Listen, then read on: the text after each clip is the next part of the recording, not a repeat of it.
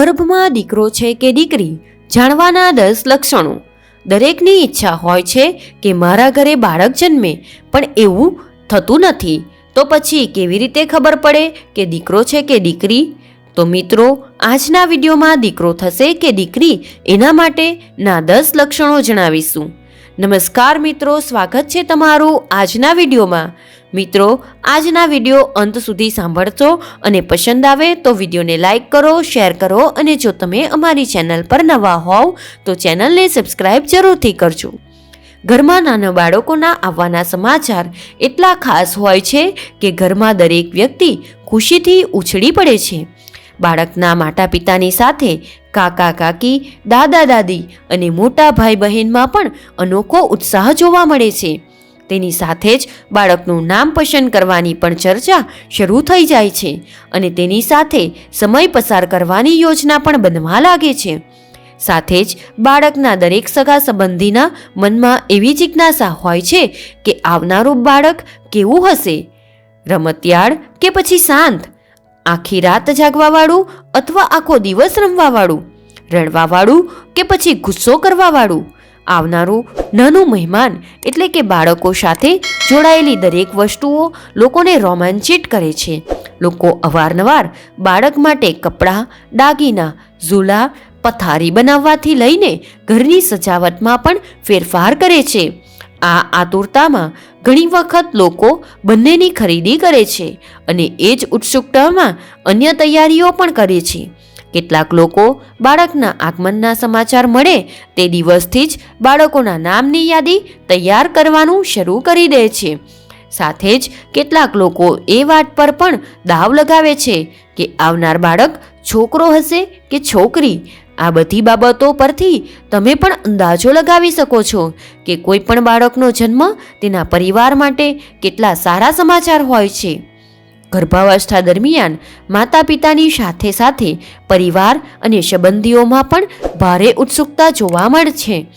દરેક વ્યક્તિ જાણવા માંગે છે કે બાળક છોકરી હશે કે છોકરો, પરંતુ ભ્રૂણનું લિંગ પરીક્ષણ આપણા દેશમાં કાયદાકીય અપરાધ છે. પરંતુ આ જટિલ બાબતોને ધ્યાનમાં ના લઈને લોકો આવનારા બાળકનું સ્વાગત અને તેના માટે તૈયારી કરવા લાગે છે.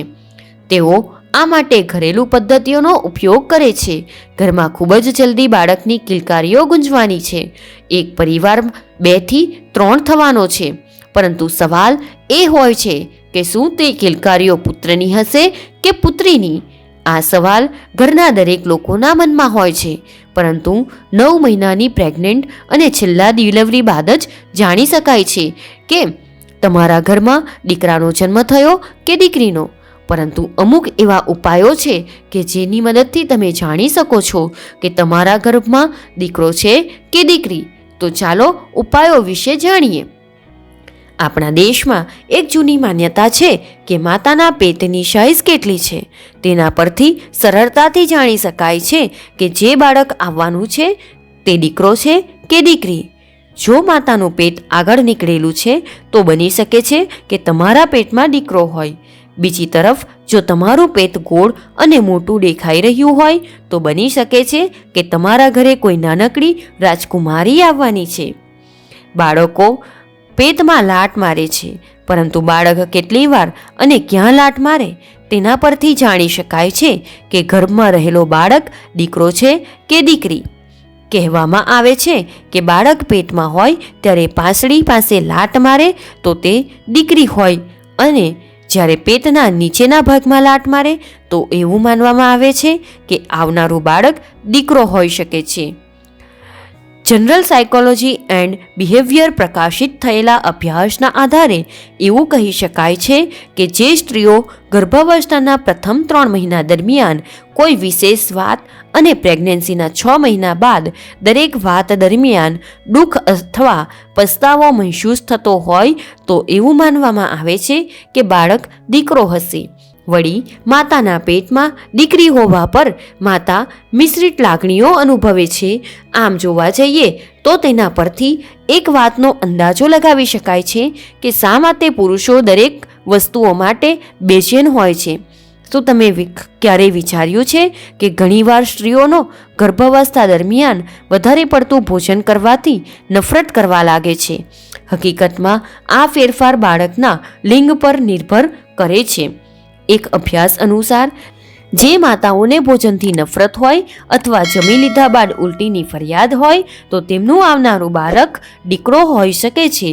એક અભ્યાસ મુજબ માતાના શરીરે તેને નર ભ્રૂણને વધારે સુરક્ષા આપવી પડે છે, કારણ કે નર ભ્રૂણ માંડા ભ્રૂણ કરતાં વધારે સંવેદનશીલ હોય છે.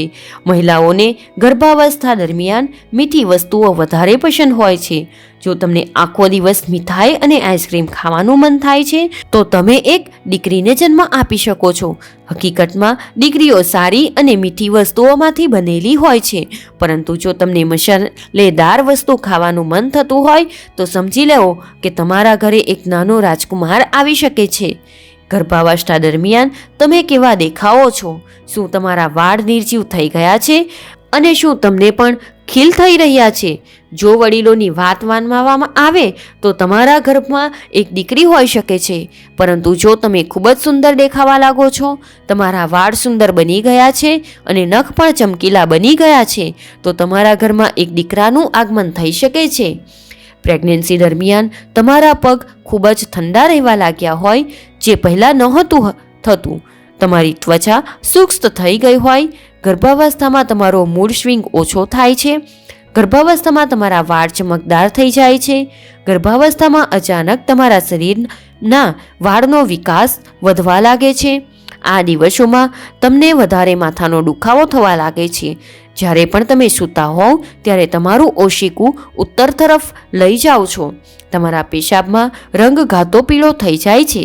તમારા પેટનો આકાર ગોળ છે. તમારા પેટની સ્થિતિ ઉપરથી નીચે તરફ હોય છે. તમારો ચહેરો સુકાવા લાગે છે. તમને પહેલા 3 મહિનામાં સવારના સમયે કમજોરીની પરેશાની થાય છે. તમે તમારી જાતને 1 મિનિટથી વધારે સમય સુધી અરીસામાં જુઓ છો, પણ તમારી કીકી ફેલાયેલી જોવા મળતી નથી. ગર્ભાવસ્થામાં તમને મીઠી વસ્તુઓ જેવી કે જ્યુસ, મીઠાઈ વગેરે ખાવાની ઈચ્છા વધારે થાય છે. ગર્ભાવસ્થામાં તમારા પગ વધારે ગરમ રહે છે. ગર્ભમાં દીકરો છે કે દીકરી તેની તપાસ કરવા માટે બેકિંગ સોડા એક સારી રીત છે. તેના ઉપાય માટે ગર્ભવતી મહિલાઓએ સવારે ઉઠતાની સાથે સૌથી પહેલાં એક વાટકીમાં યુરિન નાખવું જોઈએ અને તેમાં 1 ચમચી બેકિંગ સોડા ઉમેરી પેશાબમાં ફીણ ના થાય તો સમજી લેવું કે ગર્ભમાં દીકરો હોઈ શકે છે. અને મિત્રો, આ હતા ગર્ભમાં છોકરો કે છોકરી એ જાણવાના ઉપાયો. મિત્રો, આશા રાખીએ છીએ કે તમને અમારો વિડીયો પસંદ આવ્યો હોય. જો વિડીયો પસંદ આવ્યો હોય તો વિડીયોને લાઈક કરો, શેર કરો અને જો તમે અમારી ચેનલ પર નવા હોવ તો ચેનલને સબસ્ક્રાઈબ જરૂરથી કરજો. જય શ્રી કૃષ્ણ. રાધે રાધે. ધન્યવાદ.